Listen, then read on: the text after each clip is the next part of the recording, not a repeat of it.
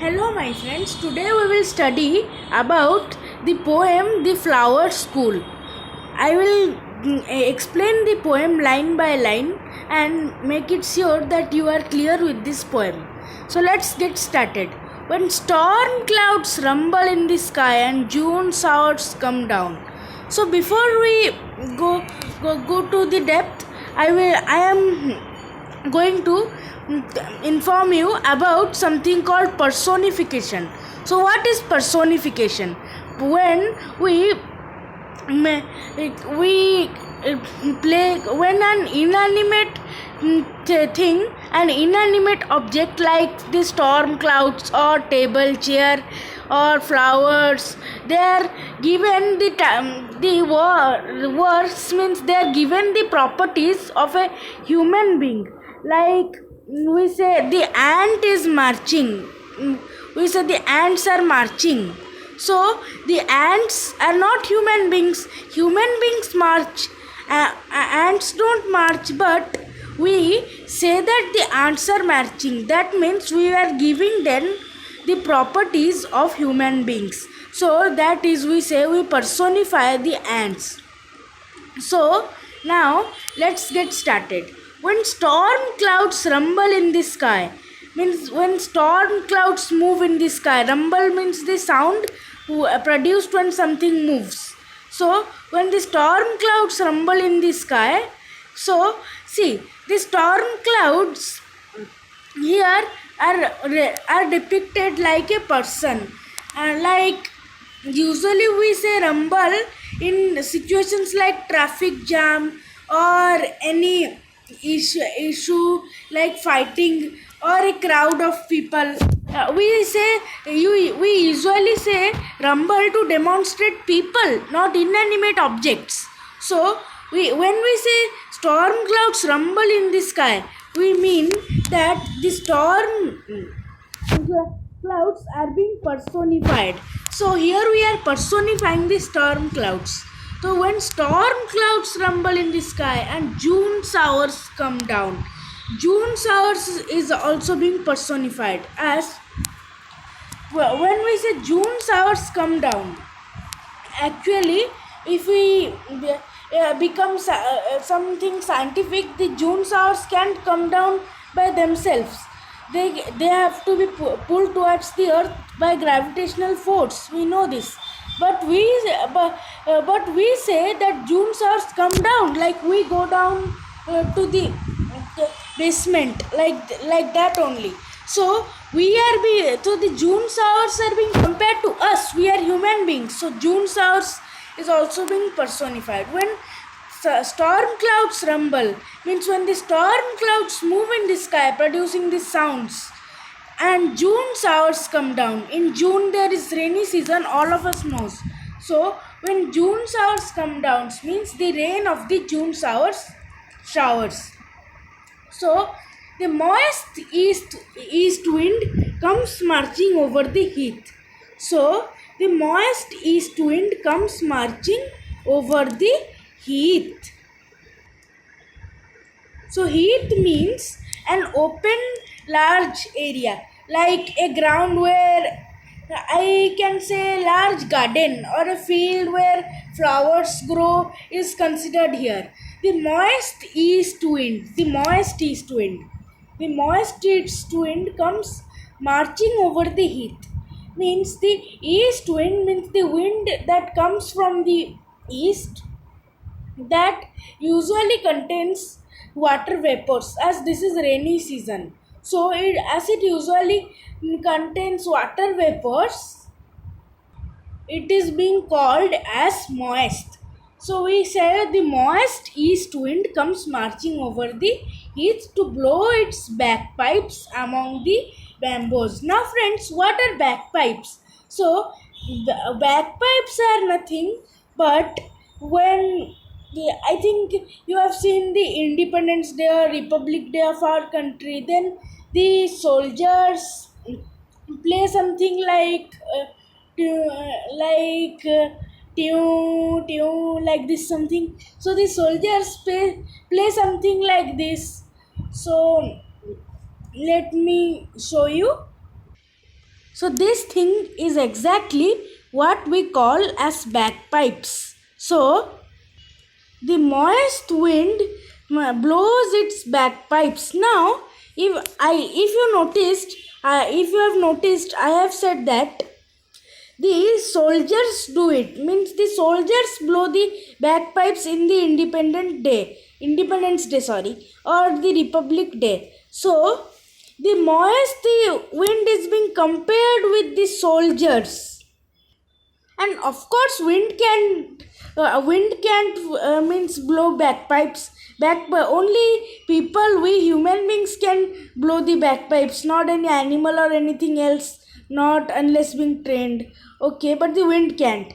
So the moist wind, east wind is also being personified. The east wind is also being personified here. So the moist east wind comes marching over the heat. Heat means the open areas, playground, garden, something like that, means that only. See, heat, an open area, a large open area. So let's get back to heat. To blow its bagpipes means among the bamboos, means the east wind is moist. I have explained you, because of the rainy season the winds are almost moist, so they come marching over the fields. Actually the winds blow through the fields and produce sounds like bagpipes among the bamboos. So in the fields there are bamboos, so they produce sounds on being hit with the bamboos. So they produce sound on being hit with the bamboos. So that is written by personifying as blow its bagpipes among the bamboos. So let's get to the second line. Then crowds of flowers come out of a sudden. Crowds of flowers come out of a sudden. Means crowd means many flowers, many flowers. And so why is it written crowds of flowers? It should be written crowd of flowers. Why is crowd plural? Why is this I am talking about the word crowds. Crowds. CROWDS here. So then crowds of in the second stanza, the first line, second word. So the crowds of flowers come out of a sudden. Why the crowd? We know that crowd means many things. So we know that crowd means many flowers here. But why crowd is being plural as crowds? It is because the poet is demonstrating that many type of flowers come, not only one, but many type of flowers. Not only one, but many types of flowers, like marigold, China rose, lotus, not rose, etc. So many types of flowers. So it is written crowds. So crowds of flowers come out of a sudden from nobody knows where. So they come out from the soil. When you bow a seed inside the soil, the flower, and the rain comes, if it is being rained, then the flowers come out of the soil. Actually not, the plant grows, the seed germinates, and the flowers thus appear on the plants. So it is scientific that we are talking, but here it is literature. So the crowds of flowers come out of a sudden. When it rains, the seed germinates, the plant grows, and the flowers appear on the plants. From nobody knows where. They were not there previously. Previously the seed was inside the soil. It was not germinated. So, and dance upon the grass in wildly. In the wind blows the flowers here and there, like the wind. You have noticed that the flowers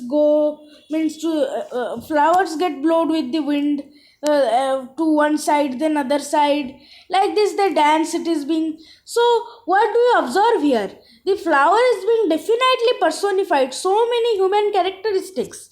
So, the main personification of the poem is flowers. The flowers are being personified mainly, if we say. So the crowds of flowers come out of a sudden from nobody knows where. Nobody knows where. Actually, we know, but it was not previously. That only it denotes. Why? Because if somebody doesn't know that the seed is being planted, how will he know about the flowers, where it came? So, and dance upon the grass in wild glee. We have learned this. So, mother, I really think the flowers go to the school underground. So, as this poem is written by Rabindranath Tagore, Rabindranath Tagore is playing the role of the child who curiously asks his mother. His or her gender is not denoted. So, mother, I really think the flowers go to school underground. So the child is curious about it, and the child says that to his mother. Why does the child think that the flower really go to school underground? Because the flower come out of a sudden, the seed grows of a sudden. So the child thinks that the flowers were being trained to the exposure of outside world inside the soil. The flowers were being trained inside the soil to tolerate the outer environment. So that can also be the truth, because actually the seed takes time to germinate. Big trees, you have noticed, first fix their roots. So the flowers first gain the tolerance of tolerating the external conditions of the outside world. The conditions, as the storm comes, the flowers will break. Then about these conditions, they are trained inside the school underground. So the boy thinks this. So they do their lessons with doors shut. So the flower is being highly personified, as you can see. They do their lessons with doors shut. So here the child is saying they do their lessons with doors shut. And if they want to come out to play before it is time, if they want to come out to play before it rains, actually it is being completely compared to a school child. So as the child said that he really thinks the flower go to the school underground, so he had also compared the flower with a normal school child. They do their lessons with doors shut. And if they want to come out to play before it is time, their master makes them stand in a corner. Like we run in the school corridor to reach the home first, then our teachers punish us and make us to stand in a corner. Like that only it is being completely compared with a school child. So when the rain comes, they have their holidays. So when the rain comes, the seed grows. The flowers have their holidays. That means that the flowers don't have to go to the school again, isn't it? The flowers, after coming to they don't go to the school inside the ground again. So they have their holidays. Means they have their holidays. When the rain comes, the seed grows and they get exposure to the outside world, which they had wished for long. Branches clash together in the forest and the leaves rustle. Branches clash together in the forest. Means in the forest, the branches, due to storm wind, the branches get hit together and and there is a sound, clash, everything, and the leaves rustle. You would have heard the sound of leaves when the wind hits the leaves. So in the wild wind, the thunder clouds clap their giant heads. The thunder clouds, here storm clouds, here thunder clouds.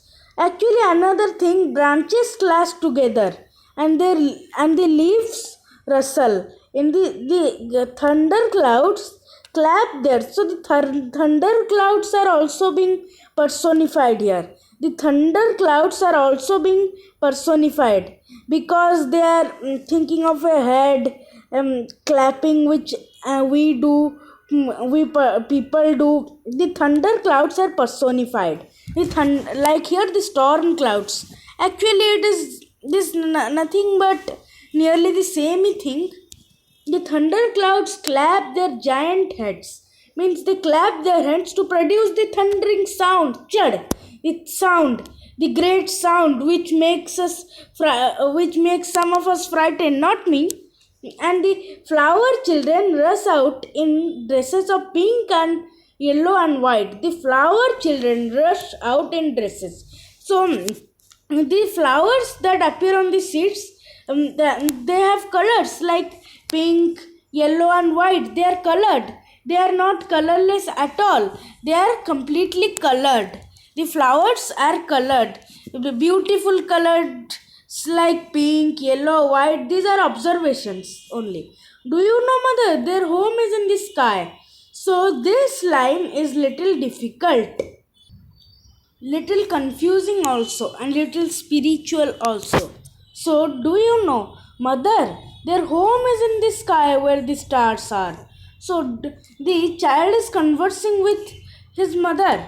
His or her, gender not denoted. The child is conversing with his or her mother. Their home is in the sky. The flowers live in the sky where the stars are. But now, what does the poet want to denote by writing that their home is in the sky? What does the poet want to denote? What does Rabindranath Tagore wants to say us? So notify us. So their home is in the sky. So if you think, then all of us are God's creations. According to I am talking everything according to literature only. So don't go means much scientific here. Their home is in the sky where the stars are. So all of us are the creations of God.